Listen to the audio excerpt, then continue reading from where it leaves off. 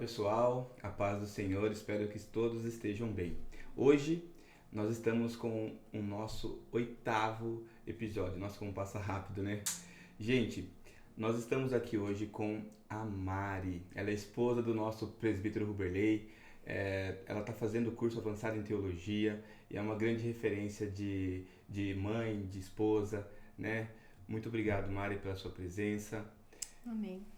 Tudo bem? Fico muito feliz de estar aqui, né? Glória a Deus. Nesse projeto Nasci de Novo. E é bom, né? Testemunhar o nosso Nasci de Novo, né? Para glorificar e exaltar o nome do Senhor.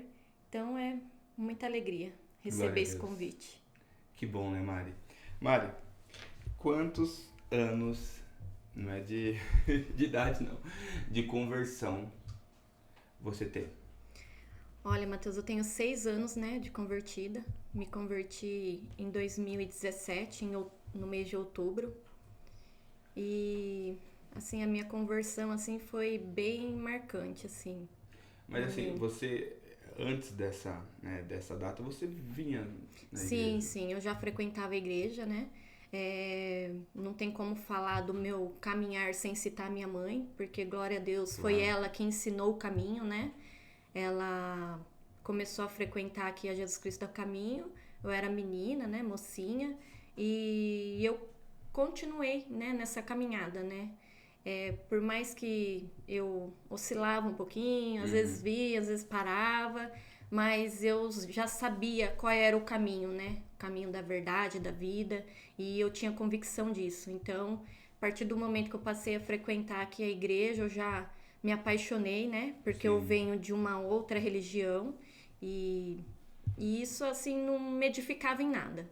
Participei de todas as etapas, né? De lá e não mudou em nada, assim, não senti nada. E quando eu vim aqui no primeiro culto, o louvor já me impactou, já mexeu comigo, eu já fiquei, assim, tocada através do louvor. E foi aí que eu passei a vir com mais frequências. A gente soube num outro podcast aí, né, no último, que teve uma pessoa aí que meio que desviou você um pouquinho. Foi. Não é que desviou, deu trabalho, Sim, hoje eu tenho conhecimento, né, que a esposa, né, a mulher santifica o marido, né? Mas na época a gente só namorava. Sim. E como eu não tinha nada firmado, por mais que eu vinha, né, participava dos cultos, não tinha ainda firmado, né, não tinha nascido de novo, vamos dizer assim. Então não tinha tanto conhecimento. Você frequentava a igreja? E isso ajudava também a eu ficar oscilando, né? Sim. Porque namorado você já viu, né? Se não vai junto, né? Acaba os dois, acaba deixando de participar, de congregar, né? Mas você sempre perseverou e Sim, sempre perseverei. Que... Sim, eu tinha fé que eu iria conquistar, né? Ele para Jesus, né? Trazer ele para a igreja. Por isso que eu tentei me manter firme. Só que assim, mesmo estando lá fora, mesmo às vezes quando eu dava uma afastada, né? Que eu ficava um período sem vir, algo me... Jesus, né? A palavra uma vez semeada, uma vez lançada, ela vai surtindo efeito, né? Ela vai dando fruto. Então eu sabia para onde eu tinha que voltar. Eu sabia o lugar que eu tinha que estar, né? Que me fazia bem. E mesmo nós, assim, eu e ele não estando firme, eu tinha a convicção de que era isso que eu queria. Então eu tentava insistir, vindo aos cultos, chamando ele e já ia profetizando também, né? Sim. E a gente começou a namorar em 2005. E conforme foi passando os anos, eu tentei me firmar mais, né? E aí, muitas coisas aí foram acontecendo. Você chegou a frequentar e sem o Ruberley estar presente, por exemplo? Sim. Você chegou a ter um período de frequentar a igreja, vir pelo menos todos os domingos e tal? Sim, eu vinha, né, aos cultos. E, assim, quando isso firmou, deu uma firmada, assim, foi quando o meu filho nasceu. Porque daí ele me ajudava a chamar o Ruberley. Aí aquela coisa de mãe, chama o papai, né? Pra tá indo no culto. Aí ele ia, papai, vamos, né? E isso foi incomodando o Ruberley de uma certa maneira. Porque a esposa e o filho estão indo sozinho, né? Sim. Cadê o marido?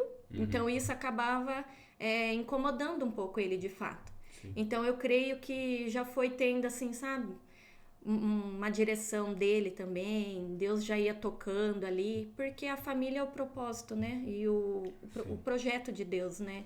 Então eu creio que Deus já foi trabalhando nisso. Existe uma grande porcentagem, né, de mulheres que se convertem, mas e o marido muitas vezes não vem à igreja. Sim. Ou até tem problemas relacionados ao tipo de droga, álcool, né, no caso, e se mantém afastado, né? Se tivesse que dar um conselho para uma mulher que vem na igreja, que está convertida, mas que o marido está longe dos caminhos do Senhor, qual seria o seu conselho? Olha, hoje, né, com mais discernimento, né, na palavra, né, amadurecimento, o que eu tenho para falar é não desistir, é continuar tendo fé, é continuar crendo, né, buscando em Deus, né, a salvação da família. E eu lembro muito bem que num culto que eu estava aqui, foi numa quarta-feira, eu creio que foi numa quarta, e a pregação, né, daquela noite era a respeito da família. E eu lembro que o pregador falou para declarar, ele até comentou, né, para olhar na cadeira do lado e imaginar o marido, o filho, né, alguém que você quisesse ganhar para Jesus ali, e era para profetizar. E naquela noite eu profetizei, eu e minha casa serviremos ao Senhor. E eu lembro de colocar a mão na cadeira e profetizar, falar, Senhor, eu creio que meu marido vai estar aqui, né? Então, é isso que eu tenho para falar, para continuar perseverando, crendo que Deus está acima de todas as coisas, né? E a vontade dele é boa, perfeita e agradável. Então, eu creio que tem um tempo de Deus, tem um processo dele, né? De trabalhar ali com a pessoa também. Mas eu creio na vitória, assim como eu criei, né? Em nome de Jesus, eu e minha casa estamos aí servindo ao Senhor. E eu creio que aquela que tem um marido, um filho, um irmão, um pai, a mãe, que não estão nos caminhos do Senhor, para continuar tendo fé e perseverando, que em nome de Jesus vão ser alcançados. Glória a Deus, né? Amém. Mari, nessa sua caminhada, o Berley contou na última entrevista que foram momentos difíceis que antecederam a separação, né, de vocês. Sim. Como presbítero da igreja. E existiu algo, ou você gostaria de enfatizar esse período que foi difícil, né, durante a sua jornada, né? A gente sabe que também tem a questão da tua irmã, né? Como é que foi isso? Você gostaria de contar um momento que foi difícil na sua jornada cristã até aqui? Então, eu vou começar até pela minha irmã, né? Porque no ano de 2017, no mês de outubro, eu decidi me batizar, né? E assim, o aceitar o Jesus, que nem eu já estava comentando com você, que linka, né, com o batismo. Sim. Eu até brinco que eu falo que eu não sei quando realmente eu aceitei Jesus, porque foram várias vezes. Todas as vezes que tinha apelo na igreja, eu tava lá, Jesus, eu quero. Oh, glória, amém, eu quero. Então, assim, foram mais de uma vez. E não me julgue, porque eu conheço uma irmã que passou pela mesma situação. E, assim, eu achei muito, falei, não sou só eu, né? E toda vez que tinha apelo, tava eu lá, com a Morgan. Acho que o pastor olhava e falava, meu Deus, essa menina aqui de novo. Dá vontade, né? Toda vez que a gente tem um apelo, que a gente se emociona, cara, quero ir lá. A falta minha de conhecimento, sim, da palavra, me levava a isso, porque o pastor falava, você que aceitou Jesus, né? Tem que descer as águas, se batizar, né? Seria o próximo passo. E eu achava que até eu me batizar, como eu não me batizava, eu teria que aceitar Jesus até lá. Entendi. E foi engraçado que teve um culto que teve o apelo e eu já tava tão cansada que eu acho que foi Deus me dando um puxão de orelha mesmo, sabe? De novo! Aí eu falei, não, agora chega, já aceitei Jesus, eu creio em Jesus, eu quero Jesus pra minha vida, agora eu preciso me batizar, né? O que adianta ficar indo lá aceitar Jesus e não se batizar? E foi onde eu declarei, eu vou me batizar. E até levando, né, pro lado do meu marido, foi onde eu comecei a declarar a palavra. Por isso que eu falo que a palavra tem poder. E eu fui declarando, eu fui falando, olha, eu vou me batizar. Agora eu vou me batizar. E eu fui declarando, e né, quando teve o batismo no ano de 2017, em outubro, eu desci as águas. Foi um momento assim que me marcou muito, foi muito bonito, né?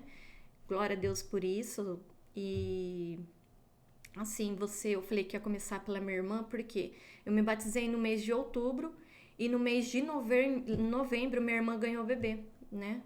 E eu tava muito feliz com a gravidez dela, né? Minha sobrinha tava vindo ao mundo, a Emanuele, e só que assim, teve um momento muito difícil na família nesse período. Assim, a família tava pouco balançada, assim, sabe? Conflitos internos entre um e outro. Sim. E isso me machucava muito, me doía muito. Porque eu pensava assim, poxa, né? Falava com Deus, minha sobrinha está vindo aí, né? Meu irmão tá prestes a ganhar nenê e tudo isso acontecendo. E eu não aceitava isso, sabe? Isso me doía muito, me machucava muito. E eu orava muito, buscava muito em Deus. E eu tinha acabado de me batizar. Então, estava ali, né, cheia ali, naquele fervor. E, ao mesmo tempo, tinha esse lado que a gente quer ver tudo perfeito, né? A gente quer ver todo mundo ali alinhadinho, né? Correndo tudo bem. Mas não foi assim que aconteceu. E eu lembro que num culto de quarta-feira também, nos cultos de quarta-feira são marcantes para mim. Foi um culto que antecedeu o parto da minha irmã, né? Que ela ganhou bebê numa segunda-feira. Quando foi na quarta, antes dela ganhar bebê, eu estava no culto. Eu estava muito mal, muito triste, sim, coração arrasado. E assim, sabe quando você se coloca diante de Deus e você já não consegue mais orar? Você pega e fala, Senhor, não sei mais o que pedir, porque eu já pedi, né? Assim, Deus quer agir, Deus quer fazer, quer transformar, quer curar, mas as pessoas precisam permitir isso. E muitas das vezes as pessoas não permitem. Então eu falei, Senhor, entra com providência, né, nessa situação. E eu lembro que eu falo até do ato profético, e eu falava para Deus mover as águas. Eu falava, Senhor, move as águas, vai limpando, vai curando, vai sarando, né? Que haja liberação de perdão, porque minha sobrinha tá vindo aí, né? E a gente sabe o que pode acontecer quando uma mulher vai ganhar bebê ali durante o parto. Então eu profetizei, eu orei, falei, Senhor, move as águas, muda essa situação, porque do jeito que tá não tem como ficar, né? Aí meu irmão se internou na segunda-feira para ganhar minha sobrinha, né, a Emanuele, e ela teve complicações no parto, né? Ela teve uma hemorragia assim muito grande e eles pegaram, levaram ela de volta para o centro cirúrgico, tiraram o útero dela, só que mesmo tirando o útero dela, a hemorragia não parava. O sangramento continuava. Isso foi na segunda-feira. Aí virou aquele corre-corre, né? Aí todo mundo ficou assustado. E eu lembro que eu tava no corredor do hospital, eu, minha mãe e meu cunhado. E o médico chegou na gente e falou assim, olha, se vocês creem em milagre, é só um milagre que ela precisa. E eu lembro de ter falado assim, não, doutor, nós cremos em milagre sim, nós vamos orar por ela. Amém. Aí eu peguei minha mãe, peguei meu cunhado no corredor do hospital e ali eu fiz uma oração. Eu falei, agora nós vamos orar e nós vamos liberar perdão, nós vamos entregar tudo aqui diante de Deus. Então, assim, foi um momento que marcou muito. E aí nós oramos ali, né? Liberamos perdão, tudo. E foi uma oração, assim, muito forte, sabe? Eu creio que Deus, no corredor do hospital, Deus já foi quebrando ali, já foi limpando. Porque como que a oração, eu pensava assim, como que as nossas orações vai chegar diante de Deus, né? Porque muita coisa tinha acontecido. Então ali foi um limpar, foi um tratar de Deus, né? A gente se limpou e oramos. E assim, nesse período da minha irmã, eu falo que foi assim o meu nascer de novo. E realmente assim, eu nasci de novo nessa época aí. Porque eu posso falar que eu fui assim ao deserto mesmo. E foi no deserto que eu aprendi a orar. Foi no deserto que eu aprendi a ter intimidade com Deus. Foi no deserto que eu aprendi a ouvir a voz de Deus. E foi assim através dos louvores. Por isso que assim eu falo que eu sou, assim, Deus fala, eu sou muito apegada com o louvor. Porque é onde eu tenho mais intimidade com Deus, através da palavra, com certeza. Mas o louvor mexe muito comigo. E conforme eu orava para Deus, eu via assim a resposta de Deus através dos louvores. E foi assim algo que me marcou muito, sabe? Então assim, foi algo assim que firmou mesmo o meu nascer de novo. Eu acho que Deus me colocou ali no deserto logo depois do meu batismo para eu aprender a depender dele 100%, para eu aprender a ter intimidade com ele. E assim foi um mover muito bonito. Não teve quem estava ali presenciando, até mesmo meu marido que estava longe, né? Passou por tudo isso longe. Ele sentiu o mover. Ele sentiu o mover, ele foi tocado. E eu creio que isso foi uma decisão, um marco, né, na vida dele, assim como foi nas nossas também. E o agir de Deus, ele foi tremendo. É que o tempo é curto, né? Porque se muitas coisas aconteceram, né, nesse tempo. Eu lembro que eu estava na casa da minha irmã um dia, a gente estava limpando tudo lá para receber a minha sobrinha, porque ela teve alta antes da minha irmã. E foi um ato profético, sabe? Limpar a casa dela. Porque muitas pessoas, muitos familiares passaram por aquela casa, moraram ali, além da gente. E muita palavra de maldição, sabe? Naquele lugar, muita briga. E eu limpando ali, até mesmo eu e minhas irmãs, a gente brigava muito, né? Coisa de adolescente. E eu olhei para minha irmã e falei: olha, a gente tá limpando aqui para receber a nossa sobrinha, para receber em nome de Jesus a nossa irmã, que eu creio que ela vai vir para cá. E assim, a gente tá limpando não só essa sujeira que tá aqui superficial, mas a sujeira espiritual, né? Vamos lançar fora toda a maldição hereditária, né? Vamos tirar toda a sujeira e vamos fazer isso com alegria, né? Que foi o que a gente fez, né? A gente tava limpando ali com alegria, com fé de que minha irmã iria voltar para casa. Em algum momento, você achou que ela não voltaria? Olha, Matheus... Os médicos chegaram a falar essa hipótese para vocês? Então, passou segunda, terça, na quarta-feira, o doutor chegou na gente, né, e falou assim: a gente precisa fazer urgente um procedimento nela para saber de onde que vem esse sangramento, né, e a gente não consegue detectar. Então, a gente tem dois procedimentos a fazer. Um era um procedimento de guerra, que eles mesmos, né, nomeia assim, que seria abrir ela, encher ela de gases, depois de não sei quantas horas, se eu não me engano 12 horas, eles iriam abrir, tirar essas gases para tentar ver onde saiu o sangue. E o outro procedimento era levar ela para Campinas, né, para passar uma sonda pela perna dela para tentar ver de onde saiu o sangramento. Só que ele falou que o risco que corria de se deslocar com ela, ele falou: um buraco que passar, ela corre risco de vida, ela pode morrer.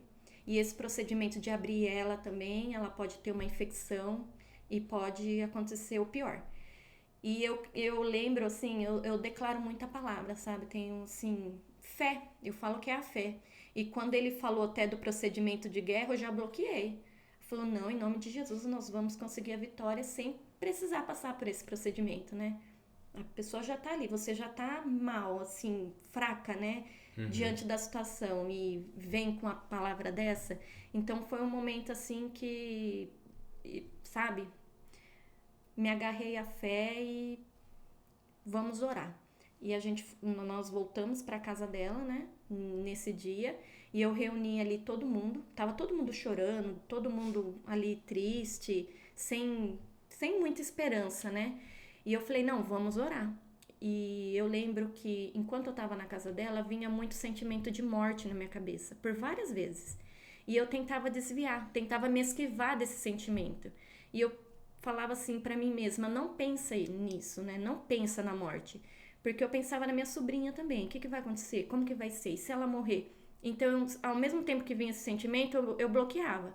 Eu falava: não, canta um louvor, vai orar, não pensa nisso, né? Foge disso.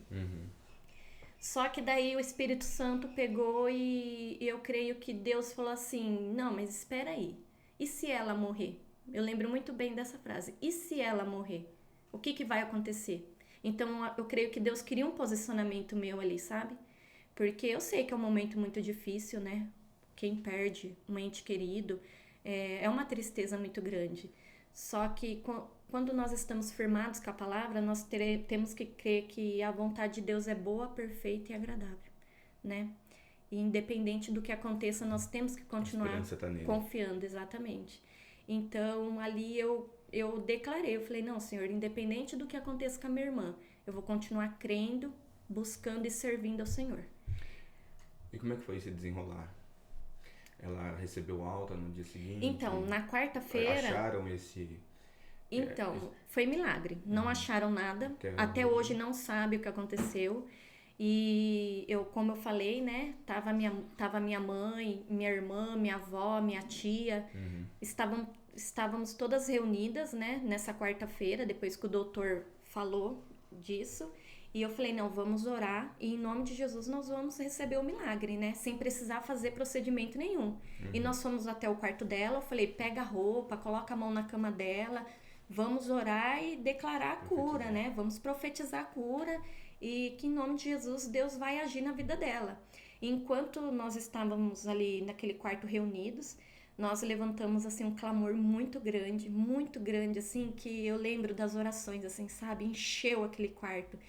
E com o tempo de oração, minha tia entrou no quarto, assim, correndo, né? Aí sempre tem aquela tia que fica, né, ligada ali no celular, no WhatsApp. E ela entrou gritando, falando que o sangramento dela tinha estancado. Falou, o sangramento da Juliana foi estancado. E aí foi uma alegria muito grande. Aí a gente vibrou ali, gritamos, né? Foi, assim, uma alegria, assim, que preencheu também, sabe? Aquele lugar de tristeza ali. Foi preenchido com alegria. E eu lembro que eu falei assim, vamos orar agradecendo. E aí a gente levantou um novo clamor, oramos, agradecemos a Deus pelo milagre. E foi milagre mesmo, porque nem eles sabem dizer o que aconteceu. Glória a Deus. Né? E a gente crê, né, que Sim. foi o Deus do impossível, né? Deus é bom, né? Deus é bom. Mari, vamos lá então? Vamos para a pergunta do Nasci de Novo. Como é que foi o seu encontro com Jesus? A gente sabe que a gente veio de você acabou de dizer que foi uma história muito linda, né? Um sobrenatural de Deus, que a partir de ali, né, que você, desse mover que a gente acabou de ouvir, você nasceu de novo. Sim. Né? Explica um pouquinho melhor pra gente, como foi isso? Foi no momento em que você estava adorando ao Senhor e você começou a acordar e já procurar o Espírito Santo, a depender mais de Deus nessa época? E como é que foi isso? E você também disse que já aceitou Jesus umas dezenas de vezes? Sim. Existe alguma que você lembra que fala, não, aqui é o meu nascer de novo? Então, conta um pouco pra gente. O marco, assim, do nascer de novo é que, como eu falei, né, foi esse mover de Deus na vida da minha irmã. Sim. Realmente foi esse o meu nascer de novo. Porque, como eu falei, foi onde eu aprendi a orar, foi onde eu aprendi a interceder, foi onde eu aprendi a ser dependente de Deus. Me lembro muitas das vezes eu me ajoelhando, me prostrando no meu quintal da minha casa, né? Eu cuidava de criança e eu falava, vamos orar, né? E eu levava a criançada lá pra fora e ali eu me ajoelhava. Porque, assim, eu só dependia de Deus. Só dependia, assim, de um agir de Deus na vida da minha irmã, de um milagre. Então, depois do seu... Então, assim, foi muito em seguida, né? Foi muito perto depois, assim, do meu batismo. Então, não tem como falar que o meu nascer de novo, né? Encaixou, né? Com o que minha irmã passou ali, com o que ela viveu. Porque foi, que nem eu falei, que eu fui pro deserto. E foi onde eu aprendi a depender totalmente de Deus. Glória a Deus. E eu vi ali o agir de Deus, eu vi os milagres, né? A cada dia que passava eu via Deus operando o milagre.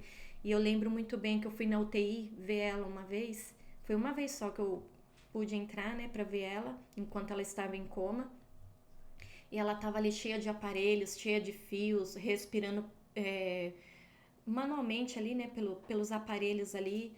E praticamente ela estava ali morta, porque dependia dos aparelhos, né? E aquela cena me marcou muito. E eu lembro que um dia eu estava em casa adorando a Deus, porque eu colocava louvor da hora que eu acordava até a hora de eu ir dormir, e eu nem dormia muito bem. Por isso que eu falo que o louvor marcou muito a minha vida, porque eu via, assim, através do louvor eu ia profetizando na vida dela, né?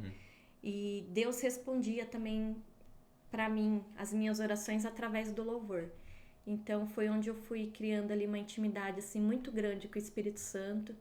E é que nem eu falo, minha irmã passou por isso, foi um momento difícil, um momento de dor, mas para mim foi um momento assim também muito bonito. Eu não consigo ver isso que aconteceu com ela com olhos negativos, assim, sabe? Tipo, ai, misericórdia. Não, com peso.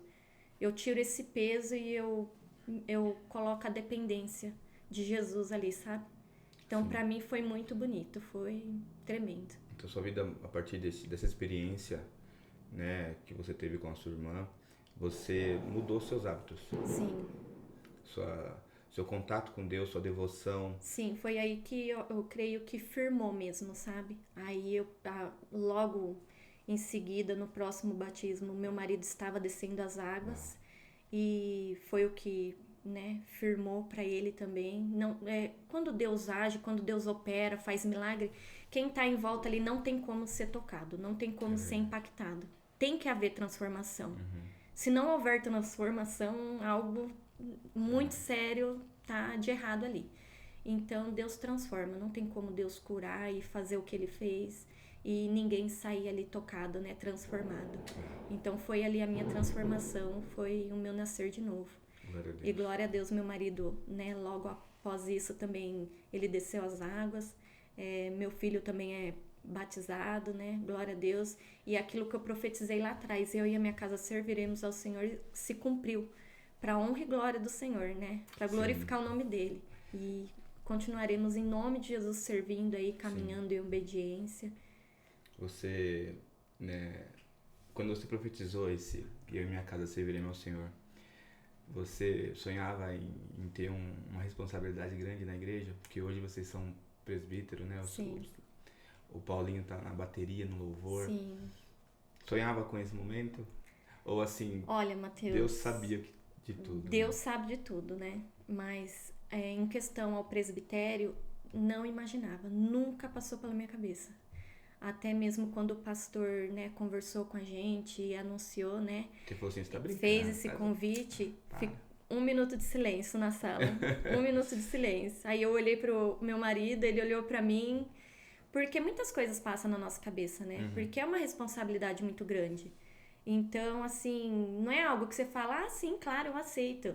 Não, tem muita coisa que envolve isso. Só que, assim, o meu coração também, assim, eu conversando com meu marido, se encheu de alegria, né? Que depois em casa a gente começa a falar.